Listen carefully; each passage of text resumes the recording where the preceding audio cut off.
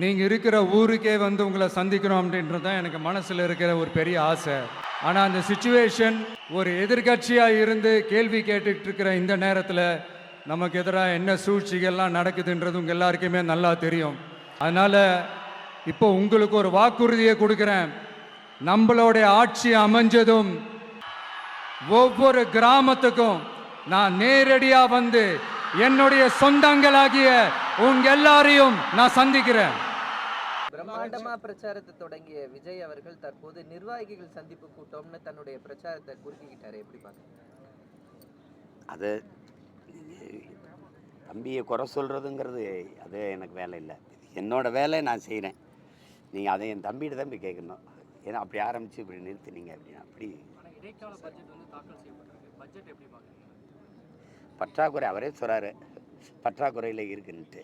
நான் 10 லட்சம் கோடின்னு நினச்சேன். இப்போ 10.1 ஆறாடா அப்போ இருக்குது. 10,000 கோடியை தொட போகுது. இப்போ நாங்கள் இந்த அரசியல் இந்த ஆட்சி முறையை வந்து ஏற்கலை, எதிர்க்கிறோம். இல்லை அது என்ன சொல்கிறது, அருவருக்கிறோம். இந்த முறையவே மாற்றணும்னு நினைக்கிறேன். அதனால தான் திரும்ப திரும்ப ஆள் மாற்றம் ஆட்சி மாற்றம் அல்ல எங்கள் இலக்கும் கனவும், ஆட்சி முறை மாற்றம்னு திரும்ப திரும்ப சொல்கிறது. இப்போ இந்த நாடு கட்டமைக்கிற வளர்ச்சி என்பது கடன் வளர்ச்சி.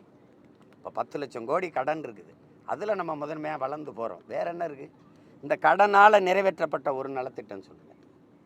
எல்லாம் இலவசம். இந்த ஃப்ரீ ஸ்கீம் தான். இதுக்கு 5,000 கொடுத்தேன், அதுக்கு 3,000 கொடுத்தேன். இதில் 6,800 கோடி இழப்பு, இதில் 6,800 கோடி இழப்பு, 15,000 கோடி இழப்பு.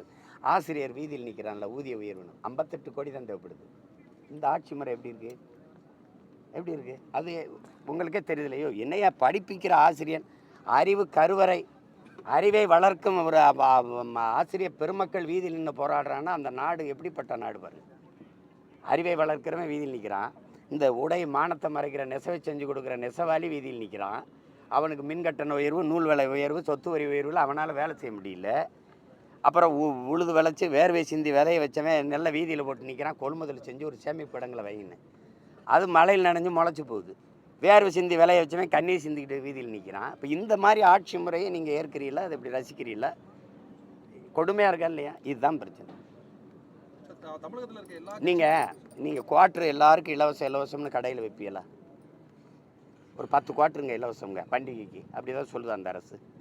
5 சிகரெட்டு பாக்கெட்டு அப்படி தான் கொடுக்குதா? அப்போ எப்படி நாங்கள் உழவர் கொடி நாங்கள் விளைய வைக்கிற நெல்லை மட்டும் இலவசம்னு அரிசி விற்கிற?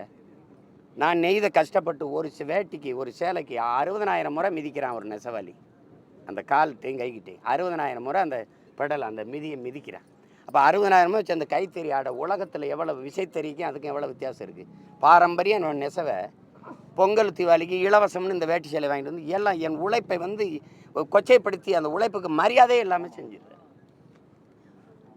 நெல் அரிசி இலவசம், வேட்டி சேலை இலவசம். ஏன் பொங்கலுக்கு ஒரு 100 குவார்ட்டர் இலவசம் கூட பார்ப்போம். எப்படி கொடுப்பேன்? மக்களுக்கு அடிப்படையானது தானே இலவசமாக. இலவசமாக எதை கொடுக்குறதுன்னு இருக்குல்ல. அடிப்படையானது அறிவு, அடிப்படையானது உயிர் காக்கும் மருத்துவம். அது ரெண்டையும் உலகத்தரத்துக்கு கூட பார்ப்போம். நல்ல தரமாக கொடு. தரமாக இருக்குன்னு சொல்லக்கூடாது, இலவசமாக இருக்குன்னு சொல்லக்கூடாது. சரியாக இருக்கா, தரமாக இருக்கா, அதானே கேள்வி. அப்போ தரமாக இருந்தால் ஏன் முதலமைச்சரோ அமைச்சரோ மற்றவர்களோ ஏன் காவேரி அப்பல்லோ எம்ஜி ராமச்சந்திராவில் படுக்கணும்? நம்ம தாத்தா பேரில் ஓமந்தூர் ராமசாமி ரெட்டியார் பேரில் ஒரு இது இருக்குல்ல, ஒரு மருத்துவமனை, அரசு மருத்துவமனை, அங்கே படுக்க வேண்டியதானே? இல்லை ஐயா அமர ராஜீவ்காந்தி பேரில் ஒரு மருத்துவமனை இருக்குல்ல, அங்கே ஏன் படுத்துக்கல? ஏன் படுத்துக்கல? ஏன் தரம் இல்லை? இதில் எந்த அமைச்சர் பெருமக்கள் அல்லது பாராளுமன்ற நாடாளுமன்ற உறுப்பினர் அல்லது சட்டமன்ற உறுப்பினர், இந்த மாமன்ற உறுப்பினர், இல்லை மாநிலங்களவை உறுப்பினர் யாருடைய பிள்ளைகள் அரசு பள்ளி கல்லூரியில் படிக்குது? ஏன்னா தரம் இல்லை. இது கேள்வி புரியுதா? அப்போ நீங்கள் அதை கொடு, அதை கொடு, நீ அதை கொடு. நாங்கள் கேட்கலையே, நாங்கள் கேட்கல. நீங்கள் 1000 கொடுங்க, திடீர்னு எங்களுக்கு தேர்தல் வரும்போது 5000 கொடுங்க, கோடை விடுமுறைக்கு கை செலவுக்கு காசு இருக்காது, கூட 2000 போட்டு கொடுங்க, அப்படிலாம் நாங்கள் கேட்கலையே. அது இவ்வளோ அரசு ஊழியர்களுக்கு இவ்வளோ ஓய்வூதியம் மற்ற எல்லாம் கிடைக்காது. நீங்களே இப்போ குறிப்பிட்டீங்க அந்த புள்ளி விவரம். அப்படி இருக்கிறப்ப ஒரே நாள் காலையில் 5000 ரூபாய் இந்த 6,500 கோடி அவங்க கொடுக்குறாங்க. நிதியமைச்சர் ஏற்கனவே வந்து ஒரு 70 கோடி ரூபாய் வந்து நிதி ஒதுக்கீடே செய்ய முடியல இந்த அரசு ஊழியருக்கான ஓய்வூதியம்லாம் சொன்னார். இது எப்படி பார்க்குறேன்? கொடுமையாக பார்க்குறேன். நீங்கள் அண்ணன்ட்ட கேட்கக்கூடாது, அவங்கக்கிட்ட கேட்கணும். இவ்வளவு நிதி நெருக்கடியை வச்சுக்கிட்டு, நிதிநிலையில் பற்றாக்குறை வச்சுக்கிட்டு ஒரு உபரி பட்ஜெட் இருக்கிற நாடு கூட அதை செய்யாது.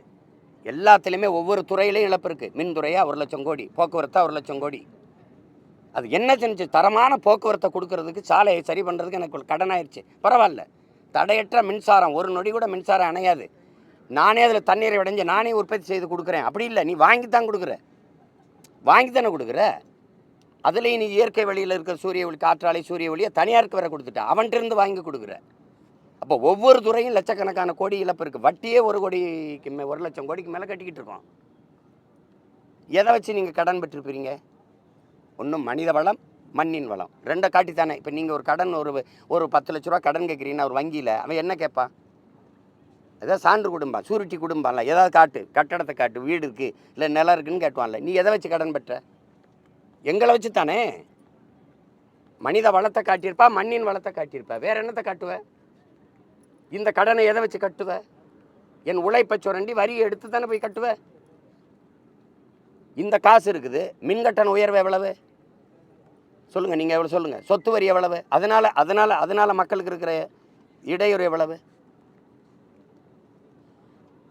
அப்போ அத்தியாவசியமான ஒன்றில் வரியை எடுத்துக்கிறது, அது தவிர்க்க முடியாத வேறு வழி இல்லை. மின்கட்டண உயர்வுனால நீங்கள் மின்சாரம் பயன்படுத்தாமல் இருக்க முடியுமா? அப்போ கட்டித்தான் தீரணும், இல்லைன்னா இருட்டில் கிடக்கணும்.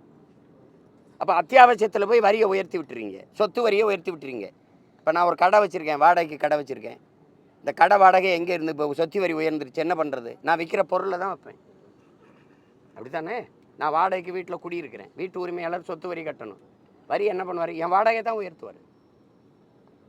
அப்போ மக்களின் வாழ்வாதாரத்தில் போய் வயிற்றில் அடிக்கிற மாதிரி இருக்குது. அது யார் கேட்டது? எங்களுக்கு 1000 கொடு, 500 கொடுன்னு கடனை வாங்கி கொடுத்து என்ன சோழ பரம்பரை சொத்தை பற்றி கொடுக்குறீங்க நீங்கள்? யார் காசு இது? யாரை வச்சு கடன் பெறுறீங்க? 1,31,00,000 பேருக்கு 5,000 கொடுத்துருக்கு. அந்த வீட்டில் இருக்க ஒவ்வொருத்தன் பேர்லையும் 2-2 லட்சம் கடன் இருக்குது. பாருங்கள் எப்படி இருக்குது நாடு, நிர்வாகம் எப்படி இருக்குது பாருங்கள். இந்த ஆட்சி முறை சரி இப்போ கொடுத்துட்டீங்க, அடுத்த தேர்தல் வருது, அப்புறம் ஒரு 10,000 கொடுப்பீங்களா? அப்போ அடுத்த தேர்தல் வருது, இந்த 5 வருஷம் கொடுத்தா இந்த 10 லட்சத்தை இன்னொரு 15 லட்சம் கோடி ஆக்குவீங்களா? அப்புறம் 20. இப்போ கடன் வாங்கினா ஒரு நாடு பொருளாதார அடிமையாயிராதா? நீங்கள் என்கிட்ட கடன் வாங்கிட்டீங்க, உங்களால் நிம்மதியாக வாழ்ந்துட முடியுமா? கதவை எந்த நேரம் தட்டி கடனை கேட்பேன்னு பயப்பட மாட்டீங்க? ஒரு கடன் வாங்கினவே நிம்மதியாக வாழ முடியுமா பாருங்கள். அப்போ கடன் வாங்கி இப்போ இங்கே பாருங்கள், நம்ம 10 லட்சம் கோடியா, ஒவ்வொரு மாநிலமே எவ்வளவு? 10 லட்சம் 12 லட்சம் அப்படி வச்சுக்கிறோங்க. 29 மாநிலம், 8 ஒன்றிய பிரதேசம். இந்தியாவே 196 லட்சம் கோடி வாங்கியிருக்கு. 196 லட்சம் கோடி மத்திய அரசு. இது போக எல்லா மாநிலங்களும் சேர்த்தா 400 கோடி கிட்ட வருது கடன். இந்த கடனை என்னை கட்டுறது?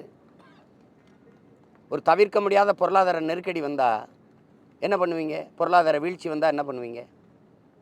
அப்புறம் நேபாளில் நடந்தது, பங்களாதேஷில் நடந்தது, இலங்கையில் நடந்தது, இங்கே நடக்காதுன்னு உறுதி யாராவது தருவீங்களா? சொல்லுங்கள்.